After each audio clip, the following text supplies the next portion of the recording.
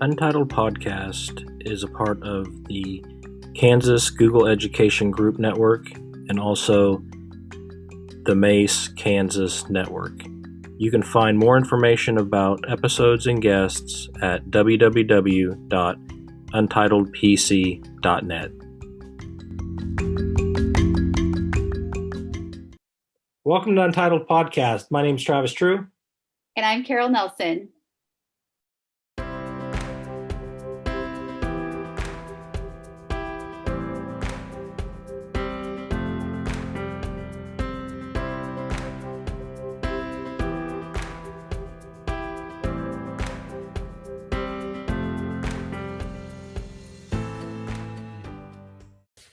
Welcome, everyone, to this edition of the podcast. I'm Travis True. And I'm Carol Nelson. We're coming to you end of March, so that means we got some March updates for you. We have just a few updates from March, but they are some pretty big ones. We're going to start with Google Classroom update that I know a lot of people have been looking forward to, and it just got released just a couple weeks ago, so you may have access to it, you may not yet, but that is now in Classroom you can you can schedule one assignment to go across multiple classrooms. So you can set up one assignment and then push that out to multiple classrooms on a schedule, which before you could always push it out, but you had to post it right away. But now you can schedule that.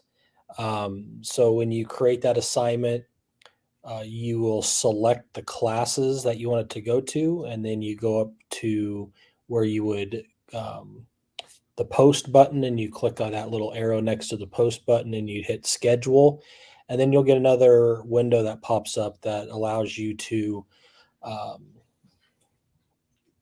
set the schedule for each class. Now, the real cool thing is you do have the option to set the schedule for one class, and if it's going to be the same, like the same time and the same due date, there's a copy button where it just copies down all of those settings, so you don't have to manually change that for every class. That's if you want the same release schedule and the same due date for each class. If you've got different scheduling, release dates, then you do have to do those manually, but now you can schedule that assignment across classrooms instead of posting it immediately. And so I know this was a setting that a lot of the teachers I work with were really anxious to get, especially at the middle and high schools where they do have multiple classrooms for their class, but they will have the same assignments. And so they were pretty excited when they found out that we had it on our domain. So you can check that out if you don't have it yet. You just may need to wait a little bit, but you'll get it eventually. That's a great change. It's going to be a time saver. Another fun change. Now, I don't know about you, but I've done this where I've had a Google form, I've gotten the data back, and I want to put that into a presentation or something. And all the options were basically to copy and paste that into your presentation, a lot of back and forth. And now there's been an update to embed linked Google form charts into Google Docs, slides, and drawings. So another big time saver for us, that it makes it easy to put that data that we're getting from those forms back into other documentation that we might want to be providing around those.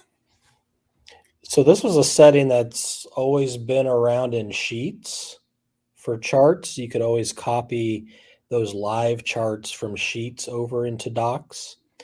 But now this is really cool that you can do it from forms now, because like you said, you just have that little copy button and you get all that live data continues to update your charts. So as you open up that Google Doc, you'll see live data. And so you don't have to go back and copy a fresh new chart and make sure you got the right chart, the right spot. So that is a really good update. Yeah. Well, and you mentioned Google Sheets. So this next change goes with Google Sheets. You know, if 5 million cells was not enough for you, I really want to know who that wasn't enough for. But they have now changed it to 10 million cells. Yeah, I don't. Of all the spreadsheets that I've ever worked with, I don't think I've ever gotten close to 5 million cells. That's a lot. So That yeah. is a lot. So hopefully, if you're one of those that hits that barrier frequently on Google Sheets, more power to you. That's a lot of data you're looking at, but now you can double that data, I guess, and That's right. work Have with no 10, fear. Your yeah, cell limit is expanded. work with 10 million cells now. The other update I have for you is an email drafts idea in Google Docs. And I thought this was really interesting when I saw this update, making it easy to collaborate in email drafts in Docs. And it kind of connects back to an update that we shared, maybe either last week or the week before, with using the @ sign as well. So it's you can mention people in the receipt fields using the @ and you can just draft that email in Google Docs. I haven't played with this, but I'm super excited because what was it, Travis? They had like canned responses for a while or something like that. And didn't that go away? Yeah, so this is part of in Google Docs under Insert, you may see a section called Building Blocks. So this is kind of part of that. And so we don't have access to the email draft templates yet, but we do have access to under Building Blocks. So it's under the Insert menu. So you click on Insert at the top, and Building Blocks is kind of in the middle of that drop-down menu. But what we have access to is something called Meeting Notes. Mm. And email drafts will be in the same place. But what's cool about the email draft template, like you said, is you can set it up and it actually looks like an email with the to box, the blind carbon box, the carbon copy box, the subject line, and you can collaborate with multiple users on that doc, and people can type in, and then you can send the email right from that document. So you don't have to copy and paste it into Gmail, because it does it for you basically.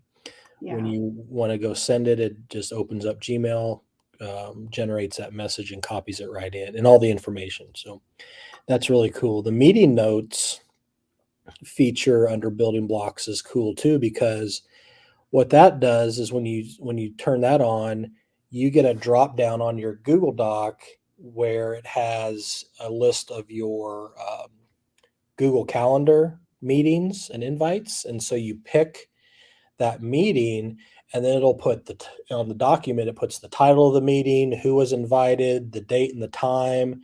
It puts, and then it has two different sections, a section for notes, and then a action items section with checkboxes.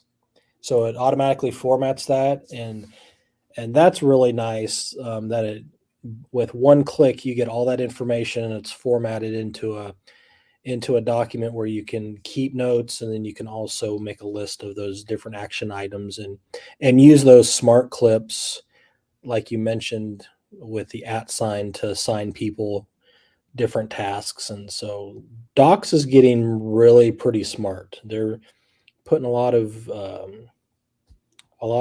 resources into Docs to make it a little bit more smarter. I guess I should say the collaboration is getting smarter, I guess. Yeah, that's the point. And I mentioned canned responses. It used to be in Gmail, and that's what it made me think of. This might be I used to use that all the time. I would create, this email that I would send out multiple times, or, variations of that. This might be kind of a good replacement for that, because I think that canned responses went away. At least I haven't seen it in a long time. Yeah, I So, haven't seen it. That's one that, like you said, like you, I used to use it, and mhm. then I think like kind of during COVID, kind of quit using it, and just never came back to it. So I'd have to research to see if it's still there. Yeah. Well, and I wonder too with this, if it would be a good way for kiddos to practice emails without really, Ooh, being in Gmail, without actually even sending something. It'd be a neat way to kind of practice. I know that was something my teachers asked for at one point, was how can we, practice that? Um, Capitalization, all those pieces that we want to see, the to and yeah, the the greeting and the yeah, closing and the body, and just yeah. writing that good email. Yeah, I think that's an excellent idea and not something I hadn't thought about. So yeah, that's a great classroom use for that feature. Okay, the last update that we have for you is a Google Chat update. So Google Chat took the place of Google Hangouts, and Chat is kind of embedded into um, Gmail. So it lives over there on the side, on the left side, and you can have individual chats. You can set up rooms for multiple people to have. They're called spaces, and you can do a lot of different things in Chat. But Chat took the place of Hangouts, and so now, as of our recording date, 2 days ago, actually, Hangouts is going away. It's done. So the deadline to use classic Hangouts is now done. You can go, if you go to hangouts.google.com, you'll be forced into Google Chat. So if you were still using Hangouts, you're not using Hangouts anymore. You are using Chat now. So, and Chat's got some really, if you've ever used Slack, which is Mm, a messaging tool, a lot of companies use it over mhm. email. It works a lot like Slack does, where you can easily attach things. You can create meeting, meet links and different tag people in different messages. It's really a robust messaging feature, and on the phone, you don't have to have a separate app for chat on the phone. It's all built into the Gmail app now, which I like. Mm. So Gmail on my phone, when I get a chat message, it's just right there in the Gmail app, and I don't have another app that I need to update or worry about trying to find. So Mm. And so it if you're pops up nicely and in Gmail on your computer as well, those chats. And yeah. All right. So yeah, if you're still hanging on to Hangouts, you're not sorry, anymore. you're out of luck. You're using chats now, and a lot of your chats from Hangouts should have migrated over. I know mine did, and a lot of the groups became, they're called spaces now. Those Hangout groups are now spaces. So I think that's it for our updates. Do we have anything else to share for March? I think that's all of them, but we do have links to all of our things that we've talked about today to get more information. And we'll have those in the show notes. Always like to remind everybody of that. Yep. So check out the show notes, check out the website at untitledpc.net. Um, and so, yeah, till next time, that's all we got for you today. So have a good evening. Bye.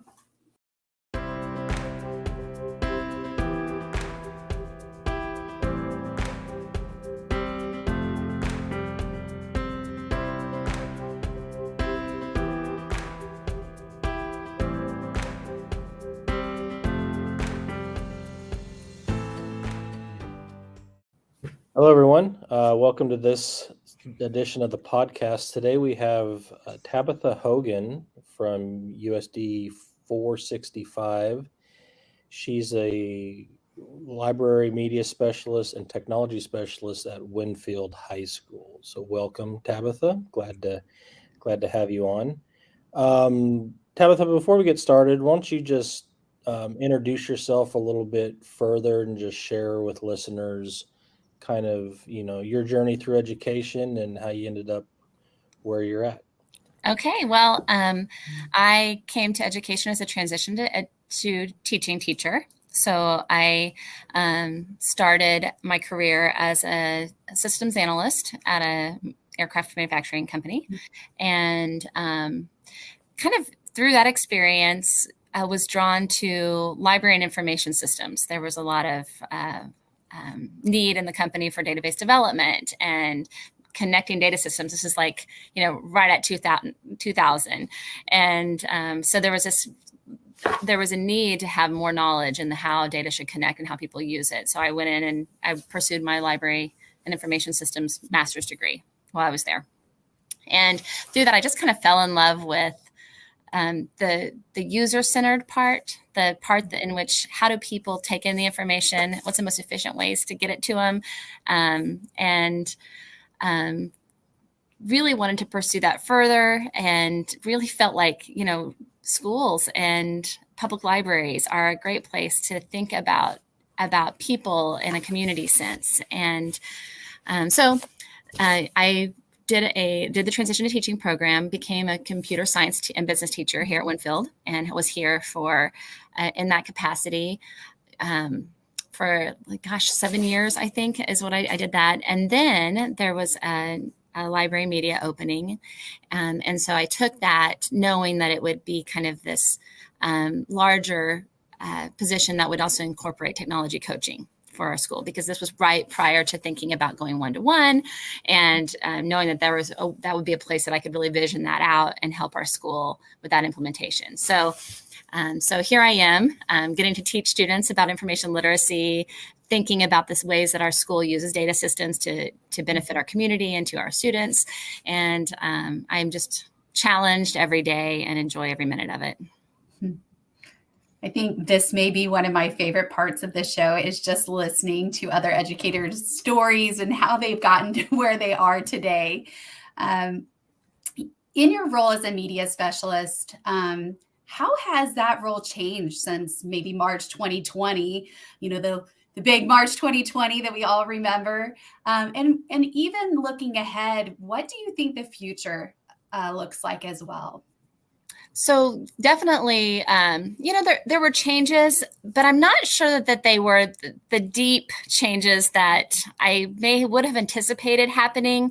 And in some ways, I don't know if I'm disappointed by that. I think I might be a little, bit. But I do think that the accessibility became really evident. The need for increased thinking about accessibility for students and staff was a real focus that came out of that experience, realizing the gaps in student learning because we did not have in place some of the we had a lot of the tools, but we didn't necessarily have the training that we needed to have students be ready to use them and teachers to be ready to implement and with their assignments for differentiation. So that was kind of a real emphasis. Then that's always been an emphasis of library media specialists to make sure that all users have access. But the digital accessibility piece really became prevalent for me there. And that would be a way that I think my role changed significantly, and just making sure those supports were ready to hand them to a student or work with a teacher to get them to the student.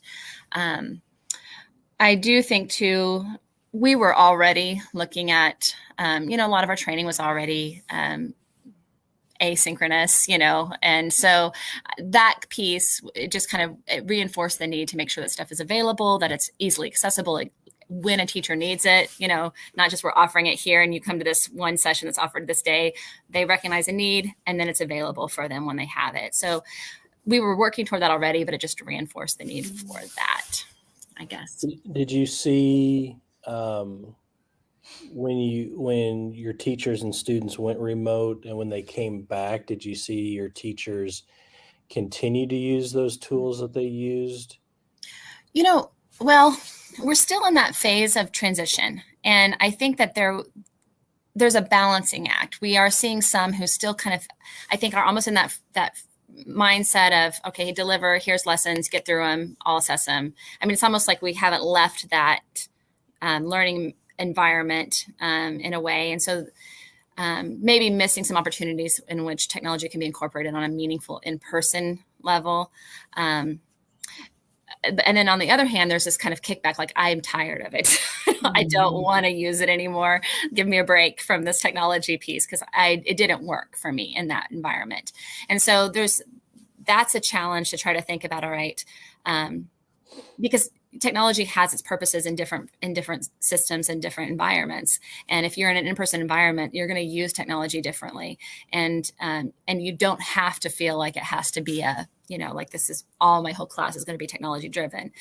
It's to be used as a support for you when you need it in certain effective ways. So that's one of the reasons why we really decided we really needed to start really systematically thinking about what a teacher needs. And after coming out of that, we had a variety of ed tech tools for them to use. But now it's intentionally using them in a way that is inspiring, is useful and effective, I guess.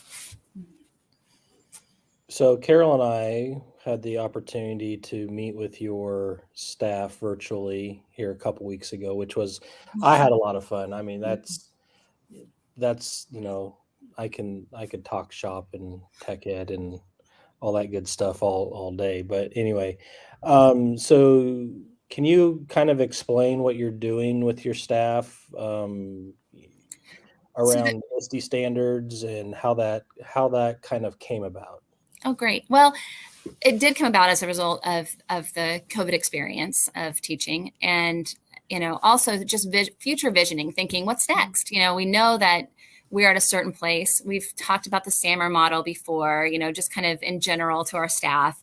We've talked about, higher level implementation that is, beyond just a PDF file that now they can annotate on. What is more engaging? And engagement is key right now, I think, particularly for our students. That's our number one challenge that we've identified as a staff in my building. And I'm betting that we're not the only school who is experiencing that. So we were trying to think, how can we create a group of teachers that combine their shared expertise to identify number one, a future vision for what it should be, best practice in our district. And we wanted that group to be K-12. So we invited teachers to be part of what we call the VIIP group, which is the Viking ISTE integration program. And the idea is to really just to use ISTE standards to really think about intentional use of technology. The ISTE standards are amazing in that way because they really make you think about the purpose of it. And it could be one of the ISTE standards that happens to be my favorite, surprise, surprise, is the analyst one, the data analyst, which is, it's really just, okay, how can I, the teacher, use the tools to make quick and effective decisions for individual students? And that's getting at engagement. How do I engage this particular kid where they're at this time? And so anyway, with the ISTE standards, each teacher kind of selects their own focus area. And within that focus area, we were trying to guide them through creating a goal for their classroom where they would really target implementation in that area. So the ISTE standards kind of became the framework for thinking about it. It's already done. I didn't have to invent anything. It's there, freely accessible. And through that, the teachers are identifying an indicator area. From their indicator, they then target that to their class. So they use that in words that would, they reframe that in terms of their students in their classroom and their goals. Now we're actually in the first level, kind of stage one of that. We're setting that goal. We'll do some summer training. It's a 1-year program. We'll do some summer training, and then they'll do a rollout into their classroom in the fall. From that, we hope to start to gather some data that we'll then use to identify apps that are meeting the needs for a teacher in that. To make some decisions about technologies. What technologies do we need to have? Perhaps could we have a menu of choices for new teachers coming in or existing teachers? You want to do this. Here's a model. Here's some things that have worked. Kind of taking that to be, again, we're personalizing for students. We want to personalize for teachers too. So we're just, again, this is more of a action research, I guess, project in that way. And then we hope to be able to implement it again and just kind of cyclically do this every year. I love it. I think it's so exciting. How many do you have in the cohort, and how did you choose, or what was the process to get them into the cohort? We have 40. They did have an application process, and they had to work with their principal as well. So we wanted, because I'm in one building, we wanted the communication to be clear among all of the stakeholders. So it was, talking to the principal, making sure that they're on board. We involved the instructional coaches and the other library media staff from across the district too in the program, so that they can become more localized mentors. And so there's this just engagement from all different areas coming in. And the selection process, really, we ended up with, we didn't actually have to turn anyone away. We were at the perfect number. So that was very fortunate. I hope, it's a first year implementation. I hope maybe we can expand the number next year, because I do know that people are interested in it now that they've seen their colleagues go through it. And it's exciting because they get to, we work with them to select technologies, both hardware kinds of things. How are you presenting to your class? What's your class structure like? What do you want your classroom to be? Does your technology support differentiation? Because, most of the technology in classrooms are still stage on the stage model. Here's a projector, here's your wireless mouse. And, it's just not advanced enough to really be conducive to our classrooms being varied in a way. So they're getting to see teachers in their buildings kind of have remodels of that. And then again, with the teachers having some choice on the tech tools that we purchased for them, that also has been, I think, kind of exciting for them. It is individualized. So what's the data collection piece look like? You said are they being observed, or is there reflections, or how often are you meeting? So we meet, we'll meet 3 times. We've met 3 times in the spring. We'll meet over in the summer for a full day, in which that's where we'll have them plan out, what their classroom implementation project is going to be. And then in the fall, we'll meet again 3 times now as whole groups.